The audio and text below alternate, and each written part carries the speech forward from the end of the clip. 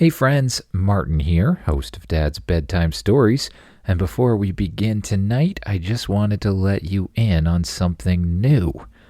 As a father, storyteller, and educator, I know how powerful and important reading can be. And that is why I've started turning some of my listener favorite series into full books. Many of you know that my Cards of Power book is out already, and I just released Wizardcraft 2.0, a polished and expanded version of the Wizardcraft adventure following a character named Oliver, named after my son, as he's pulled into a digital world where he has to build a village, master magic, and face the Wizard King. So if you're looking for a fun way to get your kid excited about reading, check it out. You'll find the link in my newest episode, or just search for Wizardcraft 2.0 by Martin Gage. And now, on to the episode. Hello, friends from across the nation and around the world. I'm Martin, and you are listening to Dad's Bedtime Stories. Tonight, we're going to be headed back into our spaceship universe, which, if you haven't listened to before, you really don't need to know much other than you're a kid with a spaceship that can take you just about anywhere and do just about anything. I thought I better get on this particular suggestion for tonight because, well, I think it'll make sense when I play it. Hi, my name is Luke, and I would like to submit a story for a planet in the spaceship universe where it's like a winter. One side of this planet is Winter Olympics, and the other side is like Summer Olympics. And there are these robots that all compete, and they try to figure out. And they're all rivals, and they want to know who's better. So they have to, there's a big fight between them. Bye, I love your podcast. Thank you, Luke. That's an excellent idea, and I probably should have gotten on it earlier in the Olympics. But better late than never, so I hope you enjoy this. I decided instead of like a full-out fight, it would be some sort of Olympic competition, of course. And, yeah. If you like the podcast, don't forget to rate it, review it, share it with a friend, whatever you can do. I want to give a big shout out to everyone who's out there listening. You really make this podcast possible.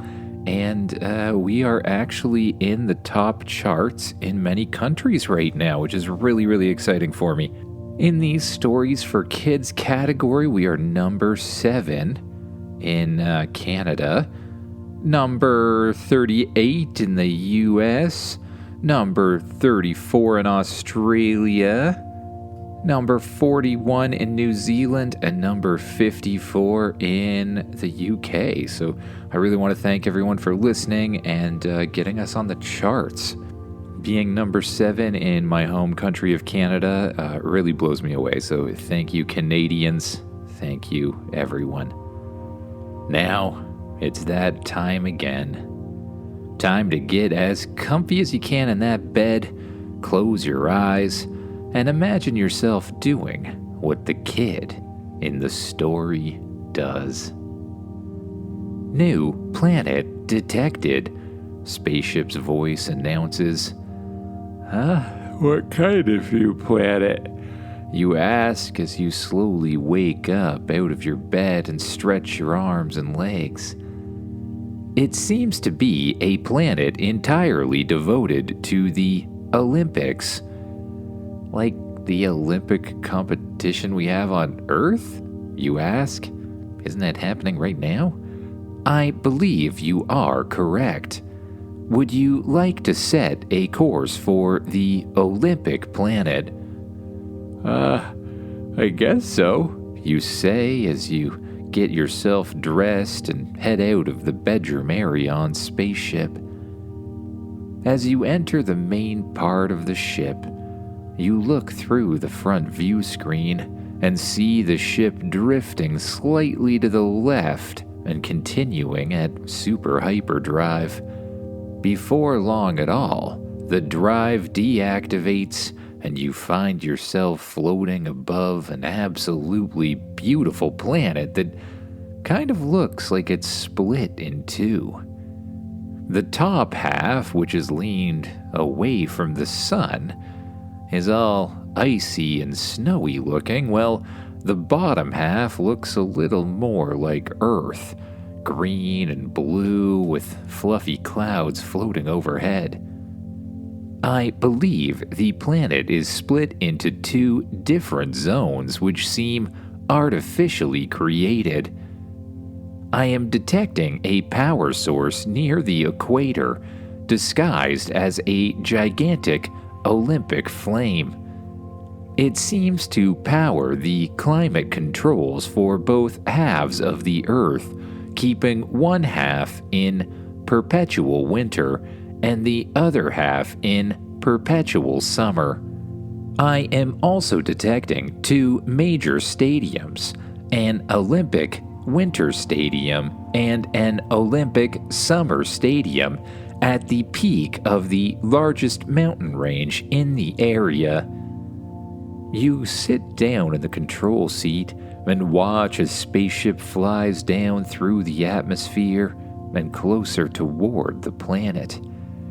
You pass through the clouds, and soon you find yourself over a gigantic mountain range.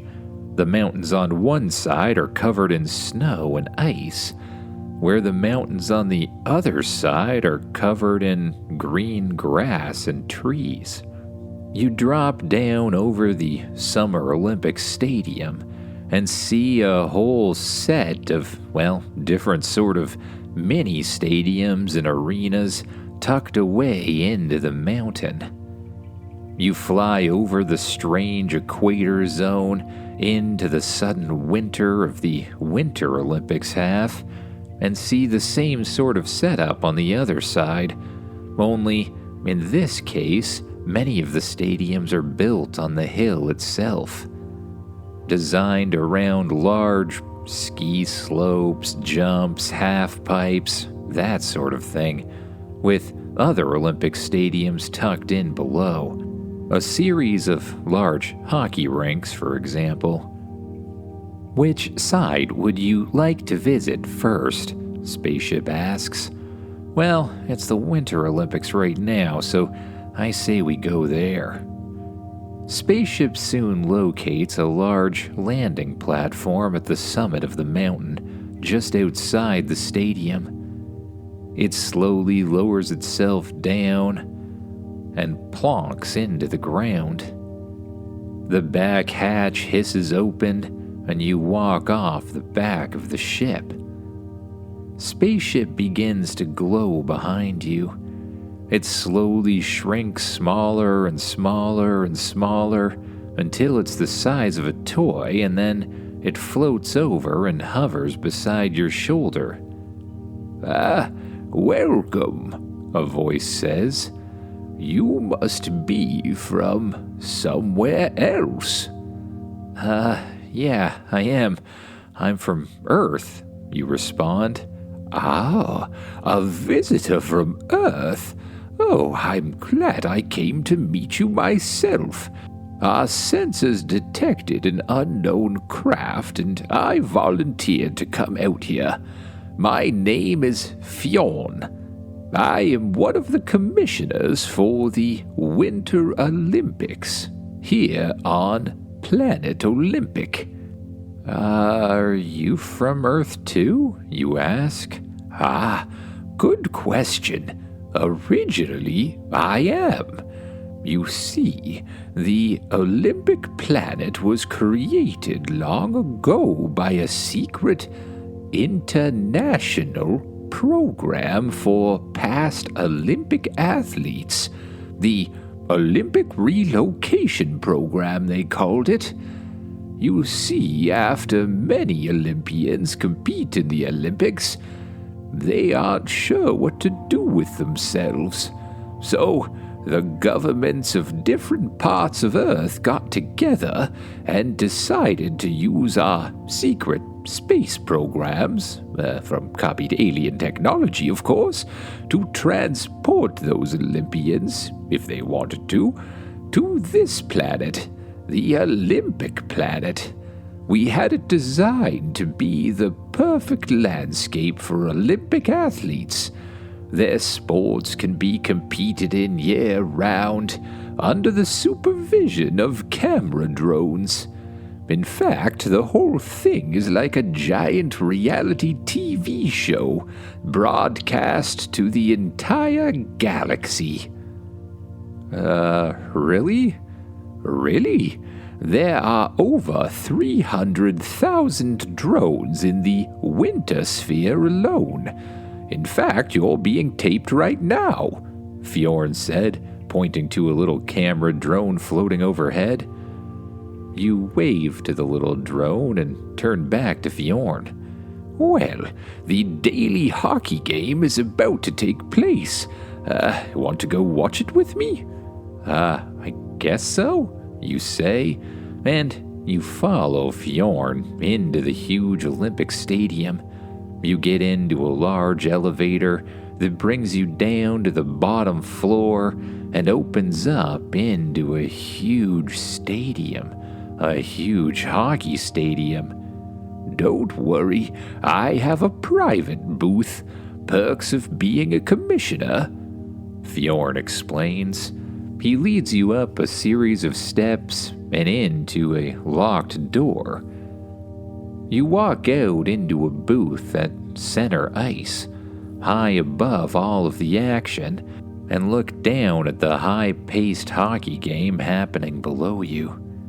Half of them are dressed up in Canadian uniforms and the other half are U.S. Is this really Canada versus the U.S., you ask? Why yes, the rivalry never stops. Always good watching.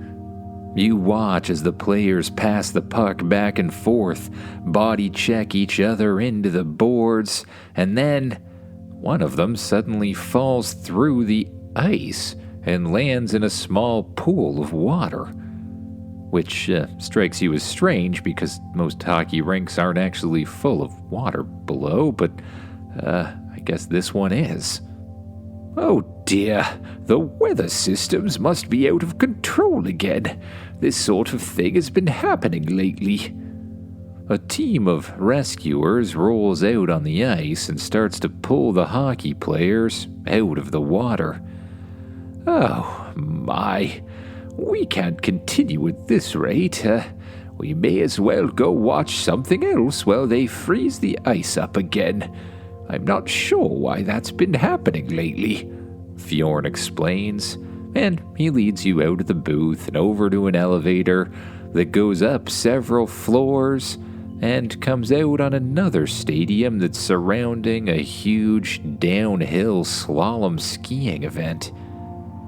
You find a place in the crowd and watch as a skier flies down the slalom ski race and then suddenly gets stuck in a pile of slush and flies straight out of the skis, tumbling down the mountain. Oh dear, it's not just the hockey rink. The slopes themselves are melting. This is very worrisome indeed.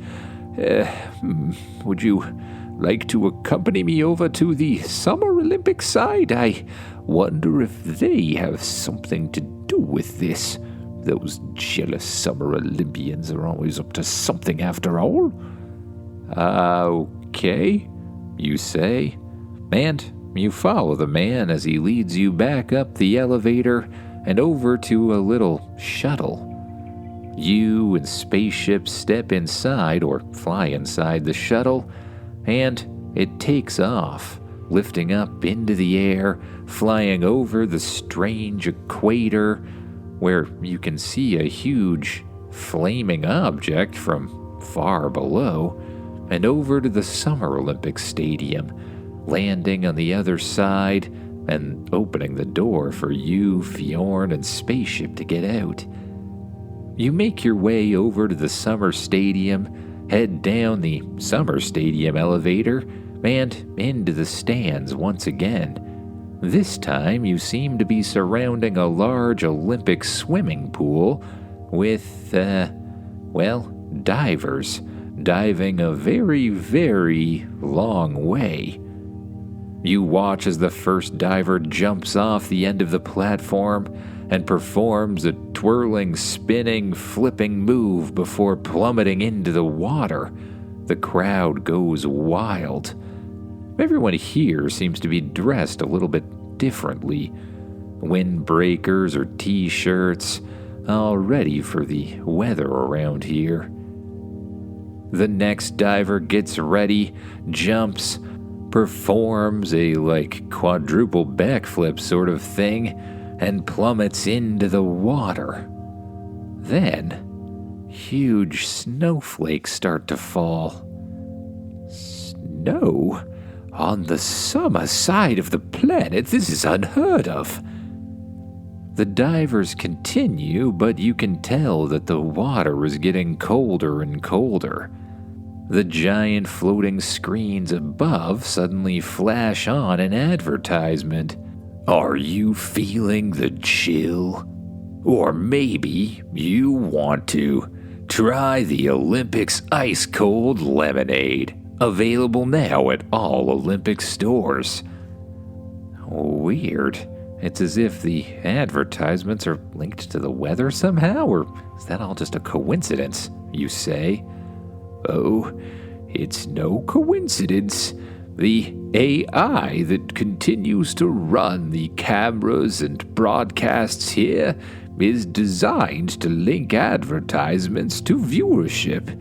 It probably sensed the cold weather and found an opportunity. It's a whole algorithm-shaped thing. But the snow continued to fall, turning into a full-out blizzard. As you walked through the rest of the stadium, you watched people racing the 100-meter dash on what was now snow-covered ground. People throwing javelins or participating in archery, all covered in snow. As you stare at the large TV screens, you notice that there's a little ratings box on the right-hand side with a large arrow pointing upwards and a number that says plus 15%.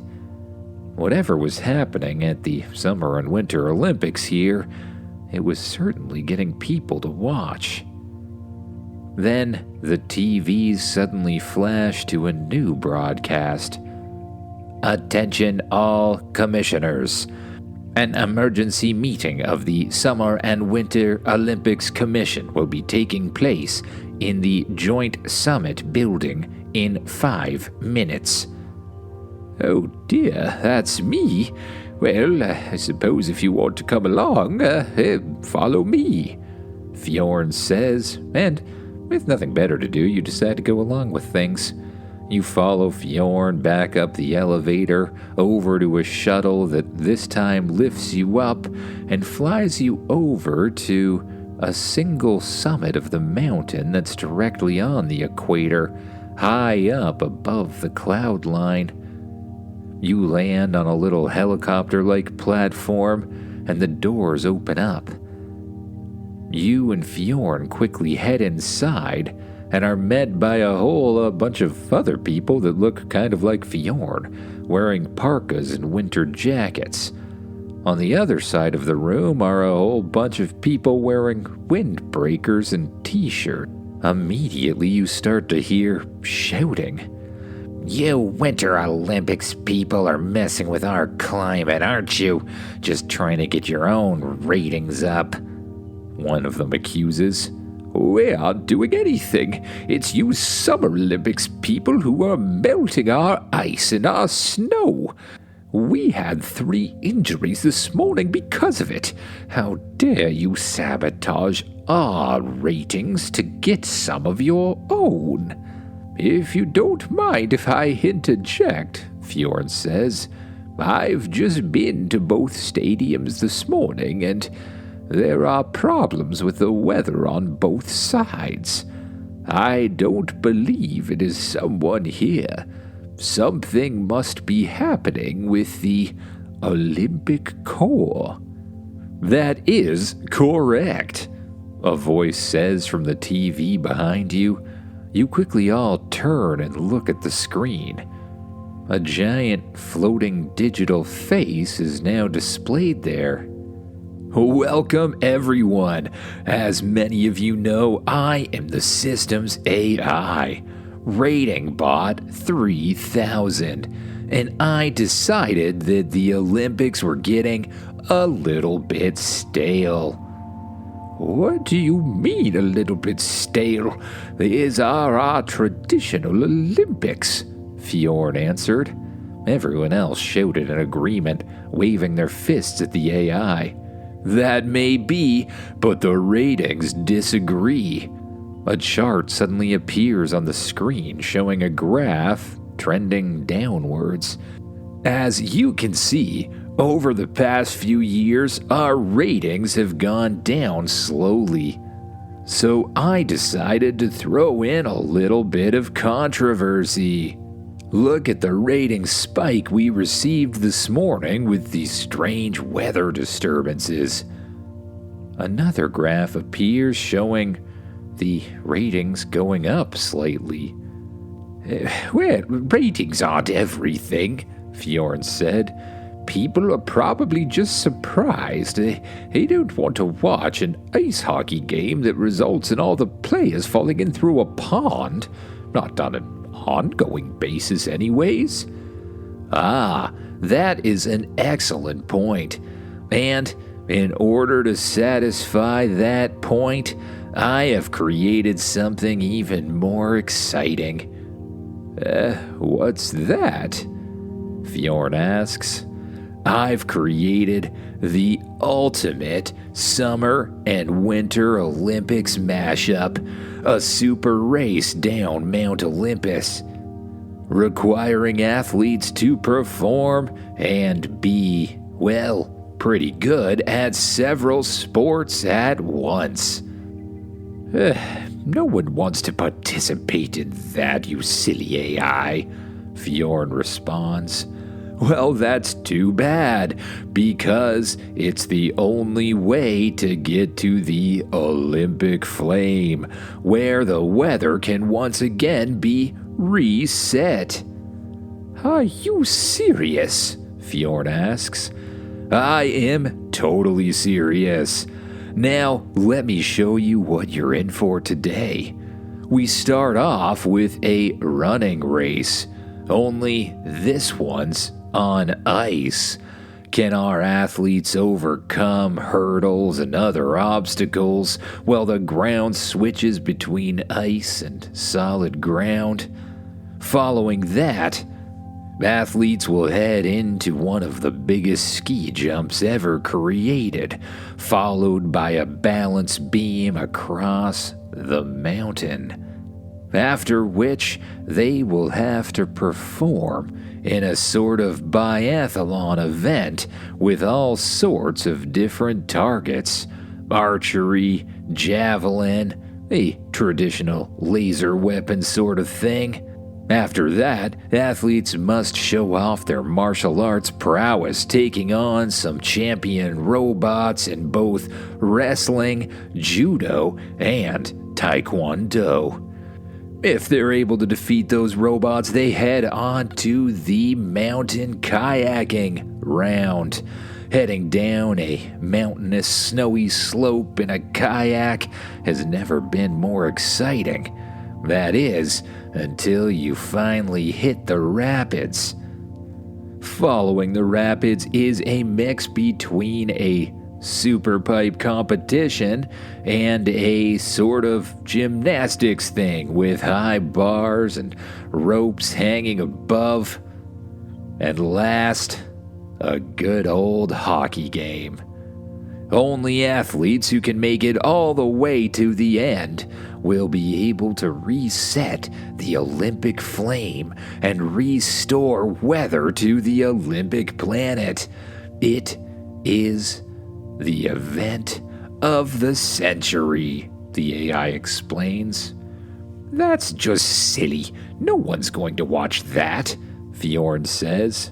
Well, then why are ratings up 100% just from the announcement?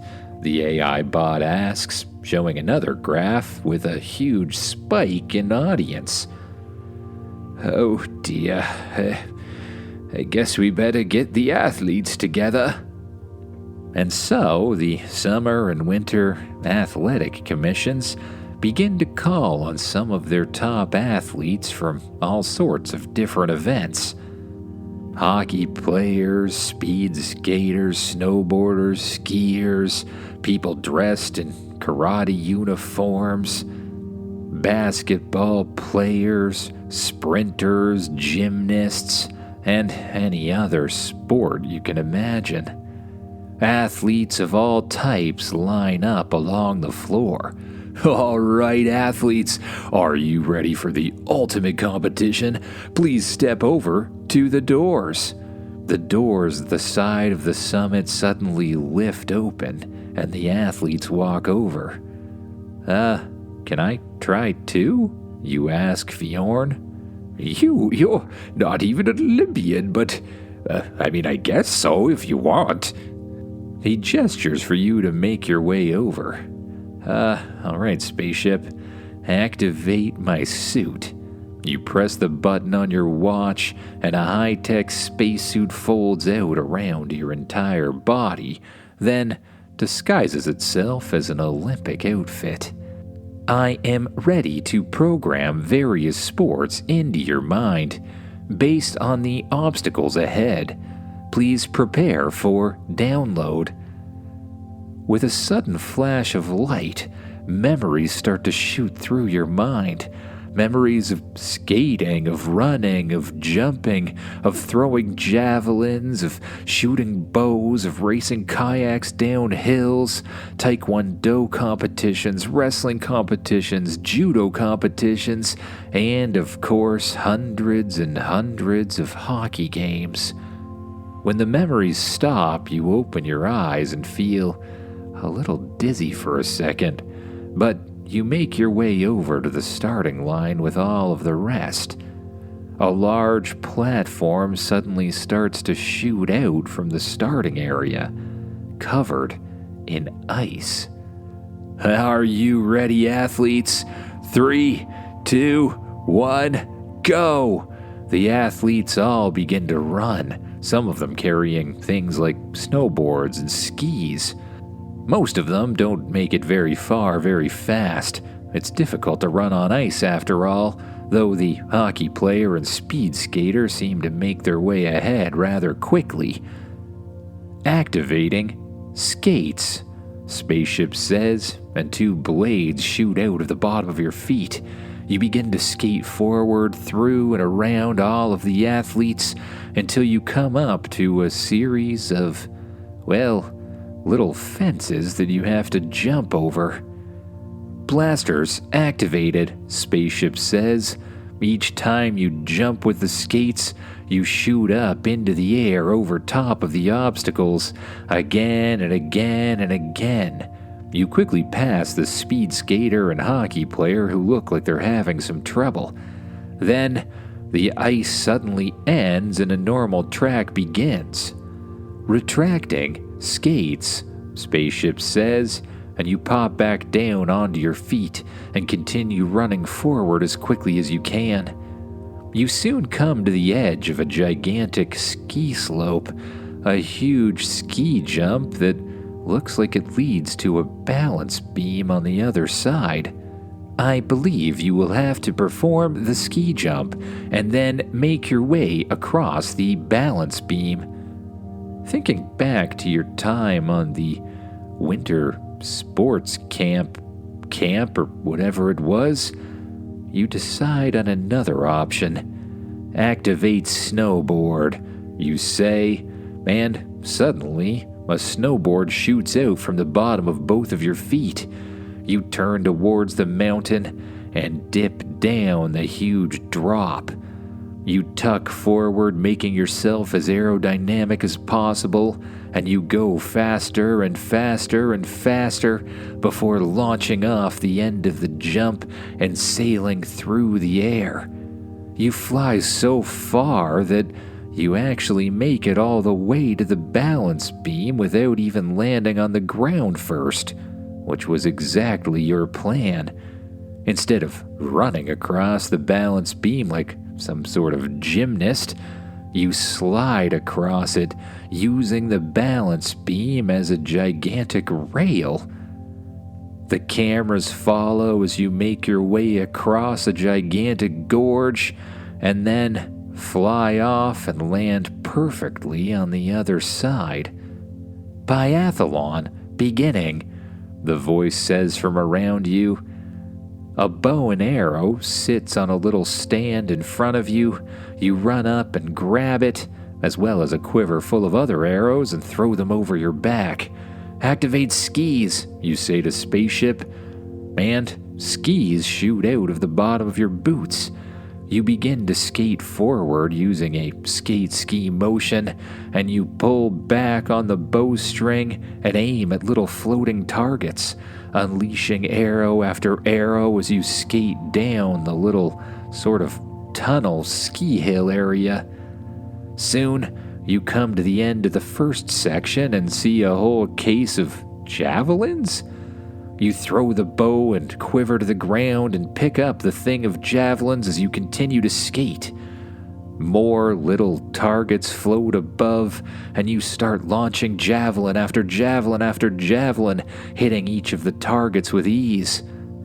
The third section arrives with a little laser gun-looking thing that you pick up as you continue to skate and continue to blast different targets. You arrive at a large platform with 3 robots standing on it. One dressed in a taekwondo uniform, one dressed in a judo uniform, and one dressed as a wrestler. You retract your skis and take on a fighting stance as the wrestler runs towards you. You go low, grab his body, and slam him down on the ground. The taekwondo robot leaps up with a huge jump kick, but you pivot out of the way, spin around, and hit the robot in the head with a spinning heel kick. The judo guy jumps towards you, but you quickly dip low, turn, throw him over your shoulder, and slam him into the ground. You make your way across the platform, where you find a kayak sitting on top of the snow. You jump inside the kayak, grab the paddle, and push yourself forward until you start to fly down the hill at incredible speeds. The kayak rolls into what looks like a sort of bobsled competition thingy, making you move left and right in a little tunnel. You try to lean into the curves as you go, flying down the hill at amazing speed before launching off of a jump and landing in a raging river of water. You begin to paddle through different flags, left, right, up, and down, before you finally come to the end, into a nice calm pond, and paddle over to the side. You climb out of the kayak, pull it up on shore, and walk over to a gigantic ice rink. Skates activated, Spaceship says. You pick up a stick at the side of the rink and step onto the ice, where a puck suddenly shoots up out of a little hatch below. A team of robots begin to skate towards you, but you can see the net on the other side. You grab the puck with the stick and begin to skate, allowing your memories to take over. You quickly hit the puck against the boards, slide through one of the robots, and catch it on the other side, continuing down the ice, moving it left and right. You do a fun little spinny maneuver, throwing the puck up into the air, spinning around the robot and catching it on the other side, leaving you with a straight line to an open net. You lift your stick up and perform a slap shot, sending the puck flying across the ice directly into the net. A buzzer goes off, and you make your way to the other side, where you find a gigantic Olympic flame. Your skates retract into your boots, and you walk over to the huge thing. Congratulations! That was absolutely epic. Viewership up 200%. If you'd like to reset the climate, you can totally do so. You've earned it, the AI says. You walk up to a large button that says reset, and you press it. There's a sudden burst as the flame grows higher and louder. Climate reset successful, the voice says. And an elevator opens up on the other side of the flame, allowing all of the Olympic commissioners and other athletes who failed at the whole thing to run out, cheering and lifting you up into the air.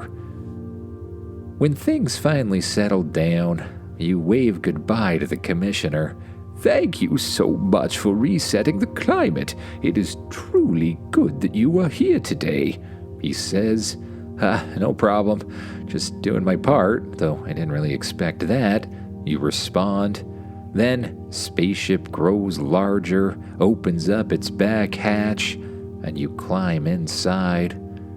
The ship lifts up off of the ground, and you head directly for the couch.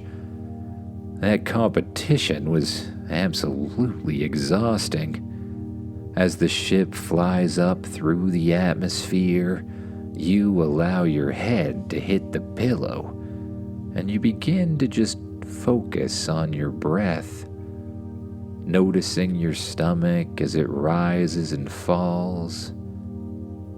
With each breath, you let go of a little more tension in your muscles, and you allow yourself to sink down deeper and deeper into the mattress until your mind wanders off to thoughts of new dreams, new Olympic competitions, and new adventures to come. Good night, everyone.